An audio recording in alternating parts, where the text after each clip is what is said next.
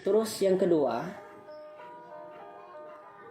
untuk tunjang insentif GVNS mohon dimeratakan untuk dikasih semua guru madrasah swasta itu.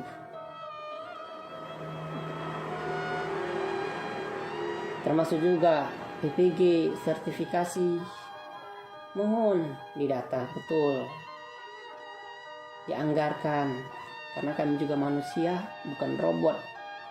Kami pengen ikhlas beramal sesuai dengan semboyan Kementerian Agama. Namun apalah daya, apabila hak kami tidak terpenuhi, bagaimana kami ingin beramal kalau hak dan diri ini saja tidak terpenuhi? Apalagi kami punya kewajiban-kewajibannya lain, hak-haknya lain yang harus kami penuhi juga, seperti tanggungan kepada anak, istri, dan keluarga, maupun secara sosial. Sedikit sebagai informasi, ada beberapa orang yang menyeletuk, oh itu risiko kalian, kenapa harus mengajar di madrasah swasta? Seharusnya sebelum bertanya seperti itu, jawabannya adalah seharusnya jangan diberikan izin kepada yayasan. Namun hal itu tidak bisa. Kenapa? Seiring berdirinya negara ini, lembaga pendidikan agama itu sudah ikut serta dalam pendirian negara Republik Indonesia ini. Maka hal itu tidak bisa dijadikan dasar, bukan solusi ataupun jawaban yang tepat. Jawaban yang tepat itu adalah bagaimana guru-guru madrasah swasta ini yang ketiga diangkat menjadi ASN, baik itu CPNS maupun P3K. Masalah penugasan, berikan kami opsi.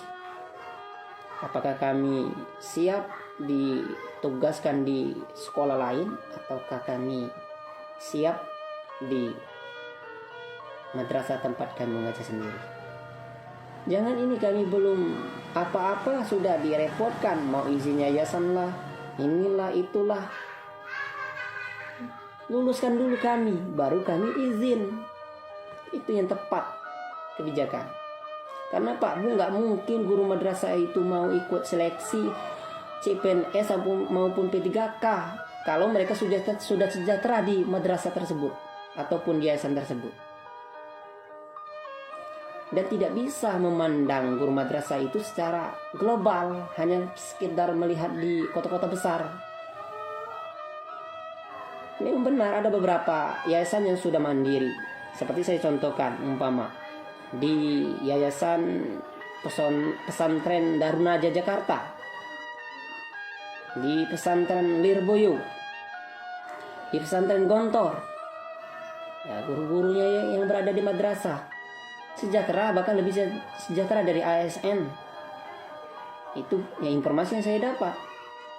Namun perlu diingat, itu bagi yayasan yang umurnya 50 tahun ke atas. Kalau yayasan yang masih umurnya di bawah 50 tahun, jujur, madrasah itu biasanya lebih mengutamakan pembangunan sarana prasarana dibandingkan kesejahteraan pendidik dan tenaga kependidikan. Jadi andaikan kami umpamanya dapat gaji dari yayasan per bulannya umpam 300, dari negara umpam 300, sudah 600 satu bulan kan Pak Bu. Alhamdulillah, sudah syukur, kami tidak terlalu mungkin nuntut seperti di negeri yang sesuai UMR-nya 4 juta ke atas. Gitu. Mungkin kita bersyukur. Nah ini enggak Pak Bu. Ya, kadang-kadang yayasan nggak dapat, yayasan itu gaji kami itu dari dana bos, gitu. Ya sekali lagi memang ada madrasah yang ataupun yayasan yang menggaji dari yayasan sumber dananya sendiri, tapi sekali lagi itu 1 berbanding 100 yang ada. Mungkin Bapak Ibu para penjabat, hanya beberapa hal itu yang saya mau sampaikan. Intinya mohon pengertian, mohon tindak lanjut dan ditinjak ulang. Kami ini Pak Bu, pendidik yang di madrasah swasta ini, juga manusia, juga warga negara. Apa salahnya kami diperhatikan Pak Bu, terutama kepada Dewan Perwakilan Rakyat Republik Indonesia. Mohon jangan buat kami mengemis. Itu kami ini guru yang telah mencetak anak bangsa ini.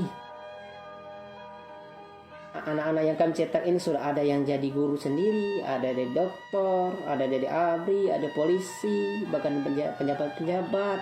Masa kami harus mengemis? Kami ini orang tua bagi negara ini. Itu, perlakukanlah kami sebagaimana mestinya. Bukan kami mengeluh, kami hanya menyampaikan undang-undang kami, yang undang-undang itu kami sampaikan sendiri kepada yang bersangkutan. Lebih dan kurang, mohon maaf. Terima kasih atas perhatiannya. Billahi nasta'in. Assalamualaikum warahmatullahi wabarakatuh.